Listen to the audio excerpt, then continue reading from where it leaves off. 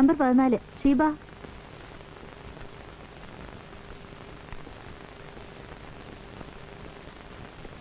നിങ്ങൾ അവിടെ ഇരിക്കണം, വിളിക്കാം. ഇരിപ്പ് തുടങ്ങിയിട്ട് 2 മണിക്കൂറായല്ലോ. ഞങ്ങളേക്കാൾ മുമ്പ് വന്നവരൊക്കെ പോയി.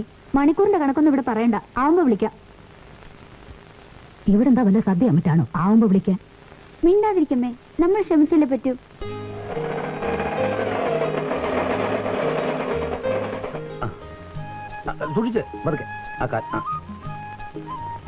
ഞാൻ ഇറങ്ങിക്കോളാം. ലോകത്ത് ആരും ഇതിനു മുമ്പ് ഗർഭിണിയാവാത്ത പോലെ. ലോകത്ത് പലർക്കും ഗർഭമുണ്ടായി കാണും, പക്ഷെ എന്റെ ഭാര്യ ഗർഭിണിയാകുന്നത് ഇതാദ്യമായിട്ടാണ്. ഏതാ? നല്ല തിരക്കാണല്ലോ. അതല്ലേ നേരത്തെ ഒന്ന് ടോക്കൺ എടുത്തു. നമസ്കാരം സിസ്റ്റർ. 10 വിളിച്ചായിരുന്നോ? 10 നമ്പർ 10 സരസ്വതി, വയസ്സ് 23. 10 എപ്പോഴേ വിളിച്ചു? സോറി, ഓട്ടോറിക്ഷ കിട്ടാൻ താമസിച്ചു പോയി. അപ്പൊ അടുത്തേക്ക് പോകാലോ. അതെങ്ങനെ? ഇനിയിപ്പോ ഏറ്റവും അവസാനേ പറ്റൂ. അയ്യോ സിസ്റ്റർ, അത് പറഞ്ഞാൽ പറ്റില്ല. ഞങ്ങൾ 2 പേരും ടീച്ചേഴ്സാ. 10 മണിക്ക് സ്കൂളിലെത്താനുള്ളതാ. അതിന് ഇവിടെ പേര് വിളിക്കുന്നതിന് മുമ്പ് വരണ്ടേ? നമ്പർ 15 സരള. അയ്യോ സിസ്റ്റർ പ്ലീസ്. പറ്റില്ല, തിരക്കാണെങ്കിൽ നിങ്ങൾ പോയിട്ട് സൗകര്യമുള്ളപ്പോ വന്നാ മതി. ഇതെന്നാ പറച്ചില്ല? സൗകര്യം നോക്കിയാണോ ഡോക്ടറെ കാണാൻ വരുന്നത്? ഇന്നാണ് ഡോക്ടറെ കാണേണ്ട ഡേറ്റ്. അതുകൊണ്ടാണ് ഇന്നലെ തന്നെ ഒന്ന് ടോക്കൺ എടുത്തത്. ഒരു ന്യായം വേണ്ടായോ? ഇവർക്ക് അല്ലേലും തന്റെ ഇത്തിരി കൂടുതലാ. ഇത്തിരിയോ? താൻ ബഹളം ഉണ്ടാക്കാൻ തന്നെ വന്നാണോ? താനോ? ഞാനൊരു അധ്യാപകനാണ്. Thomas Kurian, MA BEd. സംസാരിക്കുമ്പോ മര്യാദ പാലിക്കാൻ പഠിക്കണം ആദ്യം. എന്താ ഇവിടെ പ്രശ്നം? ഡോക്ടർ, ഞങ്ങൾ 2 പേർക്കും രാവിലെ 10 മണിക്ക് സ്കൂളിൽ എത്താനുള്ളതാ. ടോക്കൺ 10. വരാനിച്ചിരി എന്നാ ചെയ്യാൻ? ആട്ടോ സമയത്ത് കിട്ടണ്ടായോ? അതിന് ഇവരൊരു മാതിരി മനുഷ്യപ്പറ്റില്ലാതെ. അടുത്തത് ഇവരെ വിട്ടോളൂ. ചെല്ല്.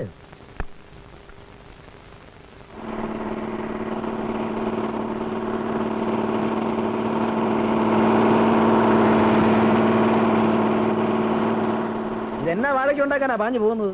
പിടിച്ചു നിർത്തിട്ട് പൊട്ടിക്കാൻ ആളില്ലായിട്ടാ. എത്രാമത്തെ ബസ്സാ നിർത്താതെ പോകുന്നു? പറഞ്ഞിട്ട് കാര്യമില്ല സാർ, നമ്മുടെ നാട് നന്നാവില്ല. നമ്മളെ പറഞ്ഞാൽ മതിയല്ലോ. ഇനി സമയത്തിന് ബസ് നിർത്താൻ യൂണിയൻ ഉണ്ടാക്കേണ്ടി വരും. ഉമ്മല്ല യൂണിയന്റെ എണ്ണം വരുന്നത്.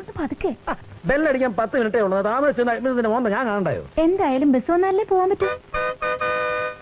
ഞാൻ വരുന്നുണ്ട് ഒരെണ്ണം, അതെങ്കിലും നിർത്തൂ നോക്കാം. നിർത്തിയാ ഭാഗ്യം.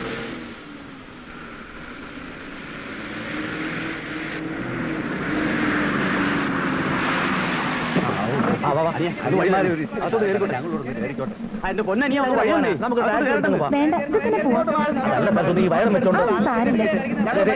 മാറിക്കേ. ഒരു ഗർഭിണിയാണേ.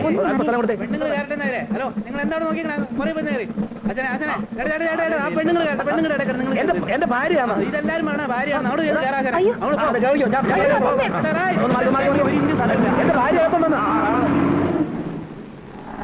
അവൾ ഈ വയറും വെച്ചോണ്ട്.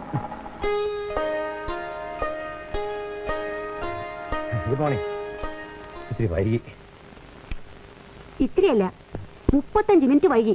അല്ല ടീച്ചർ, സരസ്വതി ഡോക്ടറെ കണ്ട് ദിവസമായിരുന്നേ. അപ്പൊ ഡോക്ടറെ കണ്ട് തിരിച്ചു വന്നപ്പോ ബസ് കിട്ടാൻ വൈകി. സരസ്വതി ടീച്ചർ സമയത്തിന് എത്തിയല്ലോ. എന്നാ പറയാനാ, ബസ്സിലോട്ടൊന്ന് ഇടിച്ച് ഒന്നും അല്ല കാര്യം. ജോലിയിൽ ആത്മാർത്ഥതയില്ല. എന്നെ എയിലെ കുട്ടികൾക്ക് ഇന്ന് ഫസ്റ്റ് പീരീഡ് മാഷിന്റെ ക്ലാസ് വെച്ചിരുന്നല്ലേ, അത് പോയി.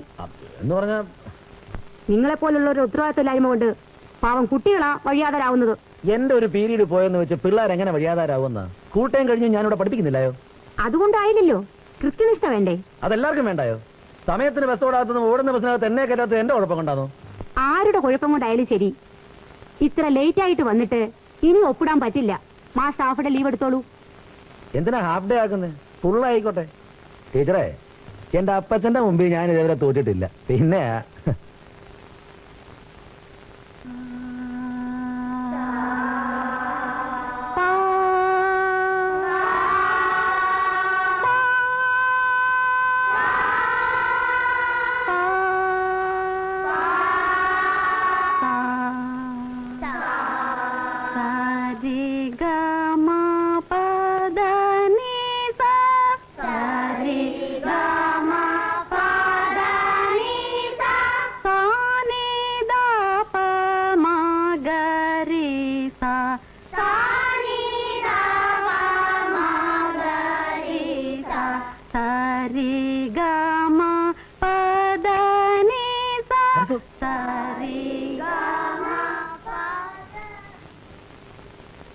എന്നാത്തിനെ പൊക്കി പാടുന്ന ഈ അവസ്ഥയില്? സാത്തിപ്പാട്. അത് പാടല്ലേ? അത് വേണ്ട, ശ്വാസം മുട്ടും. അതൊക്കെ ഇരിക്കട്ടെ, എപ്പോ വന്നു? അയ്യോ, ഒന്നും പറയണ്ട.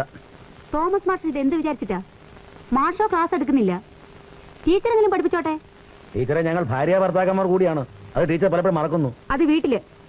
ഇവിടെ സൊള്ളാനും സല്ലപിക്കാനും ഞാൻ സമ്മതിക്കില്ല. കുട്ടികൾ അത് കണ്ടാ വളരുന്നേ. ഏത് കണ്ട്? മാഷേ, എന്നെ കൊണ്ട് അതും പറയിക്കരുത്. നിങ്ങളുടെ പ്രേമം തൊട്ട് ഇതുവരെയുള്ള എല്ലാ കാര്യങ്ങളും അറിയുന്നവളാ ഞാൻ. പക്ഷെ ഒരു കാര്യം മാത്രം ടീച്ചറിന് അറിഞ്ഞൂടാ, ഈ ഭാര്യ ഭർത്താക്കന്മാർ തമ്മിലുള്ള ബന്ധം. അതറിയണേ കല്യാണം കഴിക്കണം. ടീച്ചറിന് അതിനുള്ള യോഗത്തിന് നമുക്ക് ചെയ്യാൻ പറ്റും.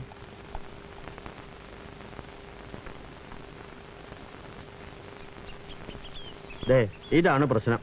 ഇതിനകത്ത് വെള്ളം വരുന്നില്ല. അതൊക്കെ ഒന്ന് അഴിച്ചു നോക്കി എന്താ വേണ്ടെന്ന് വെച്ചാൽ അങ്ങനെ ചെയ്യാം. ഈ വീട് വാടകയ്ക്ക് കൊടുത്താലുള്ള ശല്യം അതാ. വെള്ളമില്ല, വെളിച്ചമില്ല, അതില്ല. അല്ല, ഇപ്പൊ ഈ തുണിയലക്കലൊക്കെ മാഷ് തന്നെ ആയോ? എന്നാ, ഞാൻ അലക്കിയ വെളുക്കലായിരിക്കും. പുരുഷന്മാർ ഇത്തരം വീട്ടുജോലികൾ ചെയ്യുന്നത് എനിക്കിഷ്ടാ. പക്ഷെ ഒരു 2 മാസം കൂടെ കഴിഞ്ഞാൽ നമുക്ക് എല്ലാ ജോലികളും ചെയ്യാൻ പറ്റുമോ? ഒരു സ്ത്രീയെ നിർത്തുന്നതാണ് നല്ലത്. എന്നാ ചെയ്യാനാന്ന് പെമ്പറന്നൂർ സമ്മതിക്കണ്ടായോ? സാരസൂനൊന്നും ഇഷ്ടമല്ല. സംശയം അല്ലേ? ഈ പ്രണയവിവാഹത്തിനുള്ള ഒരു പ്രധാന തകരാറ് അതാ. അല്ലത് സംശയമല്ല, വിശ്വസിച്ച് നിർത്താനുള്ള രക്ഷ കിട്ടണ്ടായോ? ഞങ്ങൾ നേരത്തെ താമസിച്ചിരുന്ന വീട്ടില് ഒരു വേലക്കാരി പെണ്ണുണ്ടായിരുന്നു. അവക്കാണെങ്കിൽ ആ ചുറ്റുവട്ടത്ത് ചില ചില്ലറ ബന്ധങ്ങളൊക്കെ. എന്ന് പറഞ്ഞാൽ രണ്ടാളും സ്കൂളിൽ പോയാൽ പിന്നെ സൗകര്യം ഇല്ലയോ? സംഗതി പറഞ്ഞപ്പോ സരസു അവളെ അങ്ങ് പറഞ്ഞയച്ചു. അവസാനം ചീത്തപ്പേര് ആർക്കാ? എനിക്ക്. ഞാൻ അവളെ ഏതാണ്ട് ചെയ്തെന്നോ സരസു അത് കണ്ടെന്നോ നാട്ടുകാരുടെ മുമ്പിൽ അവസാനം ഞാനങ്ങ് വടിയായി. അല്ല, അതിൽ സത്യം വല്ലതുണ്ടോ?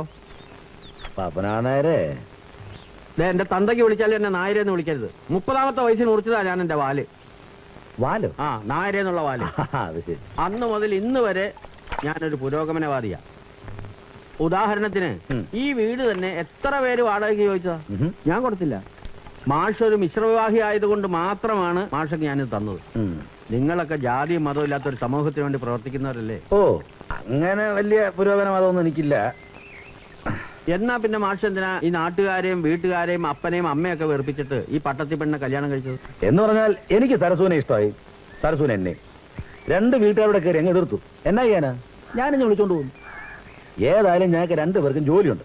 ഏതാ ഇനി ഇപ്പൊ ഞങ്ങൾക്ക് ആരുടെ ഔദാര്യം വേണ്ട. സ്നേഹവും ബന്ധവും കണക്കും പറഞ്ഞ് ഞാൻ കൂടെ കയറി ചെല്ലാനും പോകുന്നില്ല. അതാണ് ആണത്വം. ഓ, അങ്ങനൊന്നുമില്ല.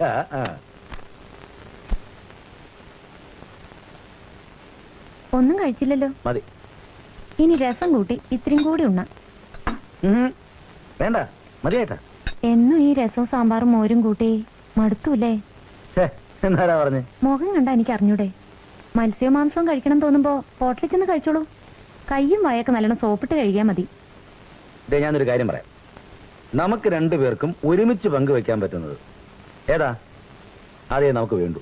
അല്ലാതെ എന്റെ ഇഷ്ടം സരസുവിന്റെ ഇഷ്ടം അങ്ങനൊന്നുമില്ല. ഇറച്ചി മീനുമൊക്കെ മൂക്കുമുട്ട ഞാൻ വെട്ടിയിട്ടുണ്ട്. അന്നൊക്കെ 3 നേരം കാണും വീട്ടില്. ആട്, കോഴി, പോത്ത്, പന്നി. അപ്പച്ചന് പന്നിന്ന് വെച്ചാ പ്രാണനാ. അതുപോലെ ഈ മീൻ പൊള്ളിക്കുന്നത്, ഇത്രേശമുള്ള മത്തി, അതിന്റെ ചെതുമ്പലൊക്കെ ചെത്തി കുടലും മണ്ടൊക്കെ കളഞ്ഞ് അതിന്റെ പുറത്തോട്ട് ഉപ്പും മുളകും കൂടെ തേച്ച് പാടയിലെ അങ്ങനെ നിരത്തി വെക്കും. അതിന്റെ മീതെ വേറൊരു വാഴവല ഇട്ട് മൂടും. ഏതാ? എന്നിട്ട് പൊള്ളിക്കും. വെന്ത് കഴിഞ്ഞാൽ അവന്റെ തലയിലോട്ട് പിടിച്ച് പല്ലിനിടയ്ക്ക് വെച്ച് ഒറ്റ വലിയ മുള്ളു മാത്രം കയ്യിലിരിക്കും. മാതാവേ, എന്നാ സ്വാദാ! എന്നാ സരസു? എന്നാ? ഒന്നുമില്ല, പറയണ്ടാവുന്നു. നിർത്തി.